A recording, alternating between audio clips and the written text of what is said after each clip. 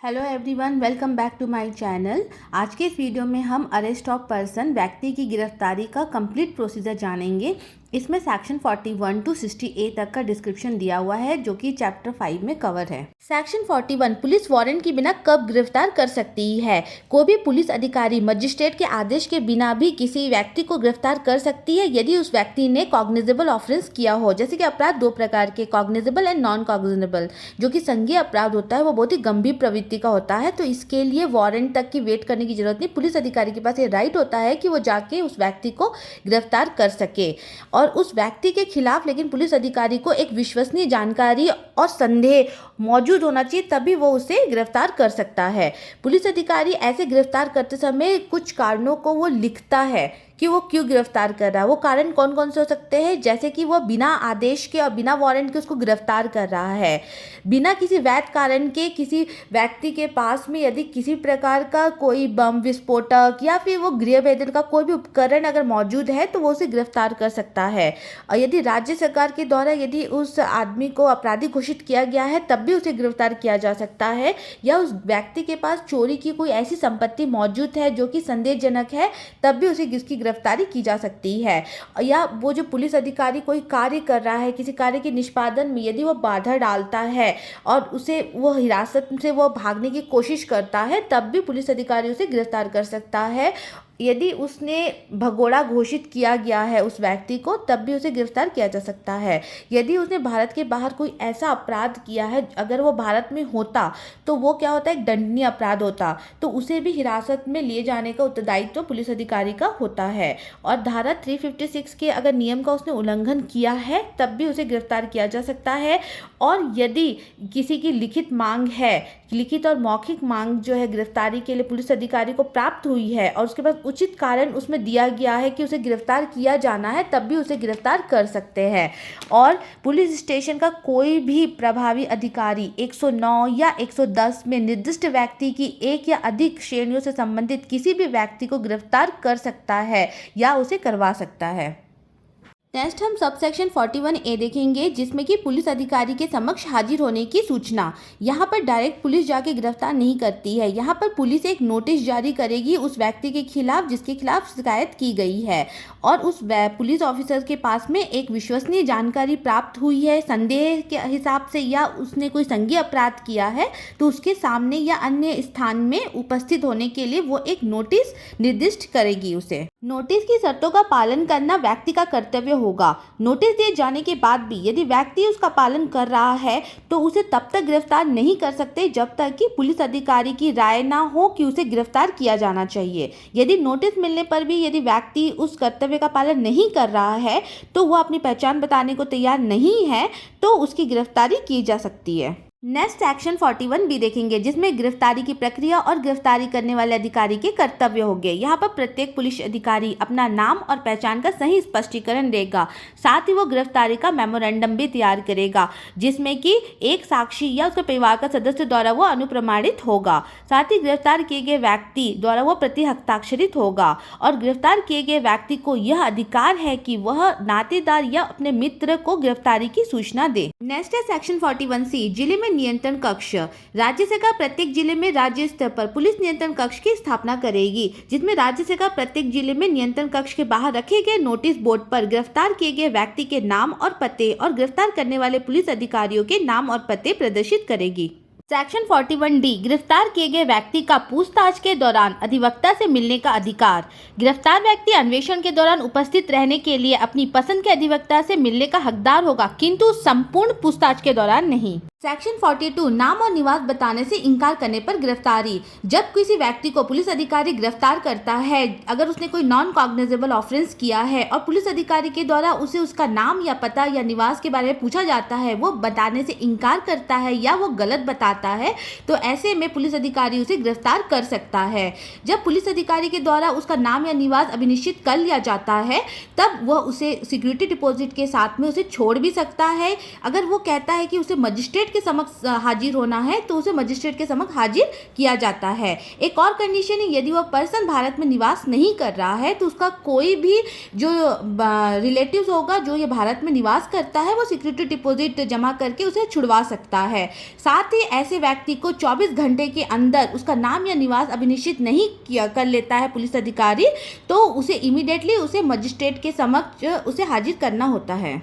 Section 43 private व्यक्ति द्वारा गिरफ्तारी और ऐसे गिरफ्तारी की प्रक्रिया। यदि कोई प्राइवेट व्यक्ति किसी अन्य व्यक्ति जो कि उसकी उपस्थिति में अजमानती और कॉग्निजेबल ऑफेंस किया है तो ऐसे में वह व्यक्ति अपने नियरेस्ट पुलिस थाना में उस व्यक्ति की गिरफ्तारी करवा सकता है, लेकिन उस पर विश्वास करने के लिए उसके पास एक उचित कारण होना चाहिए।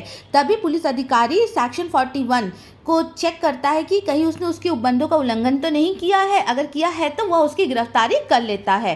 साथ ही यदि कोई व्यक्ति असंज्ञेय अपराध किया है मतलब नॉन कॉग्निजेबल ऑफेंस किया है और उससे उसका नाम या पता या निवास पूछे जाने पर वो बताने से इनकार करता है या फिर वो मिथ्या बताता है तो ऐसे में सेक्शन 42 के उपबंधों के अधीन उस पर कार्रवाई की जा सकती है, लेकिन उसके लिए भी पर्याप्त उचित कारण होना चाहिए। नहीं होने पर उसे छोड़ भी दिया जा सकता है।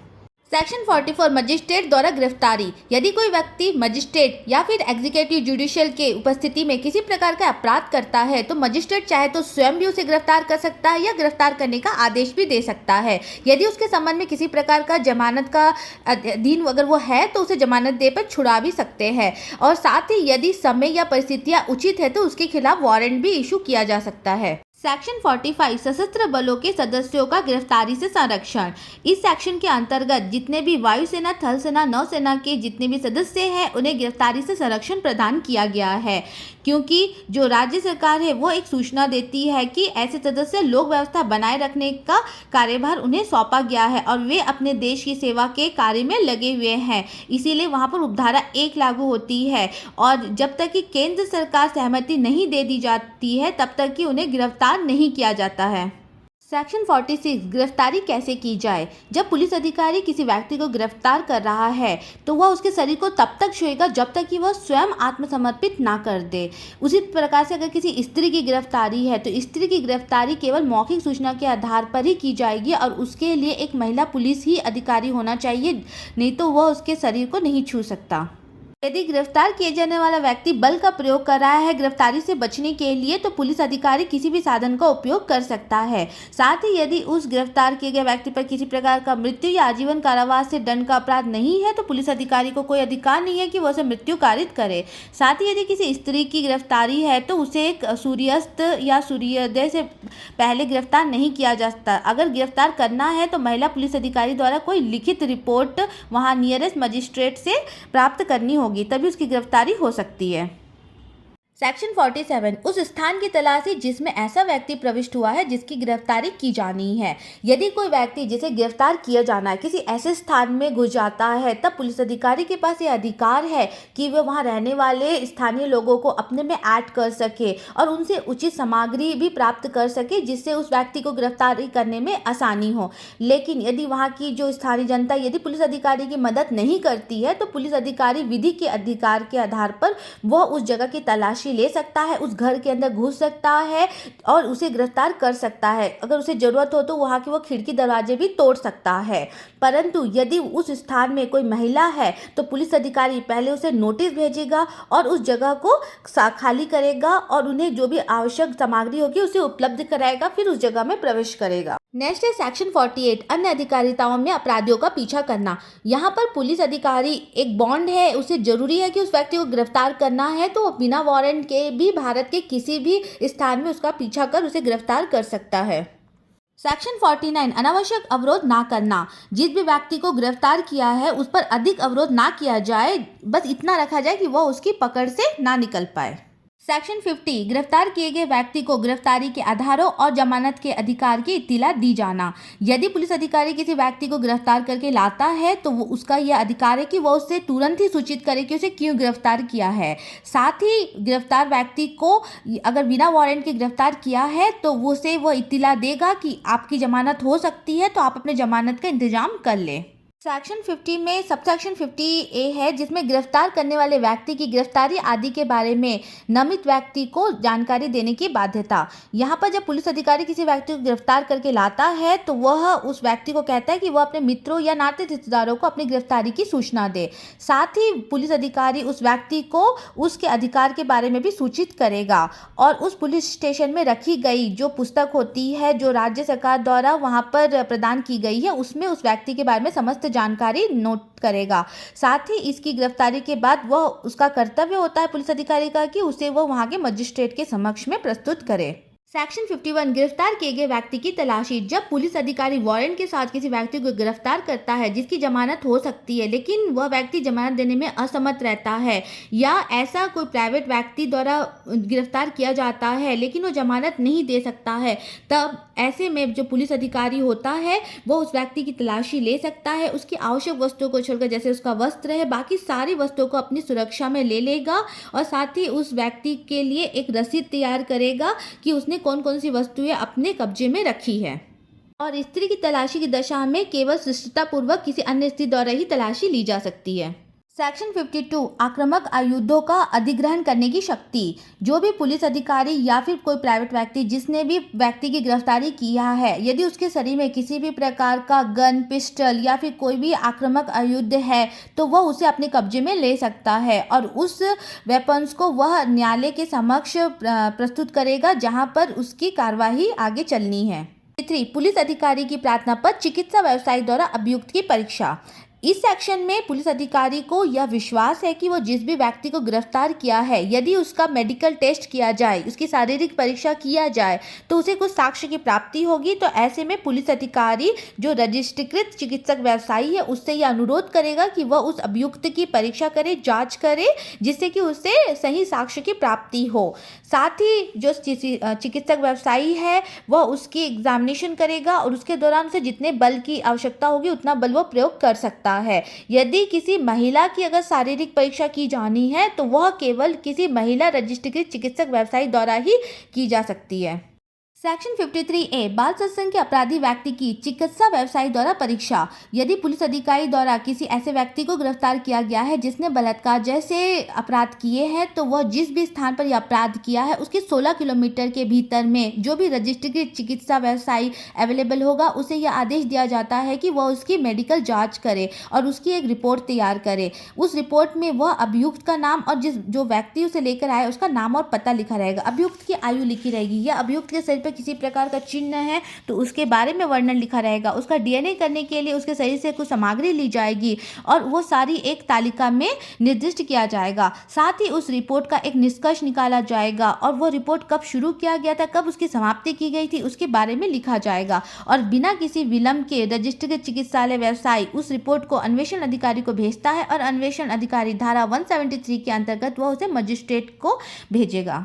सेक्शन 54 गिरफ्तार व्यक्ति की चिकित्सा अधिकारी द्वारा परीक्षा। यहाँ पर गिरफ्तार व्यक्ति के अधिकार को बताया कि वो स्वयं भी चिकित्सक अधिकारी द्वारा अपनी परीक्षा करा सकता है। इसमें वो जो चिकित्सक अधिकारी होता है अगर वो अनुपस्थित है तो रजिस्ट्रीकृत चिकित्सक व्यवसायी द्वारा उनकी परीक्षा की जाएगी और इस प्रकार की परीक्षा की संपूर्ण रिपोर्ट तैयार करेंगे और इस प्रकार की रिपोर्ट तैयार करके इसकी एक प्रति जो है चिकित्सक अधिकारी रजिस्ट्रीकृत चिकित्सक व्यवसायी अधिकारी द्वारा गिरफ्तार किए गए व्यक्ति को देगा। सेक्शन 54A गिरफ्तार व्यक्ति की शिनाख्त आइडेंटिफिकेशन। पुलिस अधिकारी द्वारा जिस व्यक्ति को गिरफ्तार किया जाता है, यदि पुलिस अधिकारी को लगता है कि किसी अन्य व्यक्ति के द्वारा उसका आइडेंटिफिकेशन किया जाए जो कि इन्वेस्टिगेशन के लिए आवश्यक है, तो पुलिस अधिकारी न्यायालय को यह आवेदन करता है कि वह यह आदेश दे कि उस व्यक्ति का शिनाख्त किया जा सके किसी अन्य व्यक्ति के द्वारा। और साथ ही यदि वह व्यक्ति किसी मानसिक या शारीरिक रूप से निशक्त है तो उसकी सारी प्रक्रिया न्यायिक मजिस्ट्रेट के पर्यवेक्षण के अधीन ही होगी। सेक्शन 55 जब पुलिस अधिकारी वारंट के बिना गिरफ्तार करने के लिए अपने अधीनस्थ को प्रतिनियुक्त करता है तब की प्रक्रिया। जब पुलिस अधिकारी अन्वेषण कर रहा है उसके दौरान वह अनुपस्थित रहता है तब वह अपने एक अधीनस्थ अधिकारी को यह कार्यभार सौंपता है कि वह व्यक्ति की गिरफ्तारी करे। इसके लिए पुलिस अधिकारी को उसे लिखित आदेश देना होगा। उस लिखित आदेश के आधार पर वह व्यक्ति की गिरफ्तारी करेगा और वह उस व्यक्ति को गिरफ्तार करने से पहले उस आदेश का सार सूचित करेगा और अगर वो व्यक्ति अपेक्षा करता है तो वह उस आदेश को उसे दिखा भी देगा। सेक्शन 55 बोलता है गिरफ्तार किए गए व्यक्ति का स्वास्थ्य और सुरक्षा का देखभाल करें।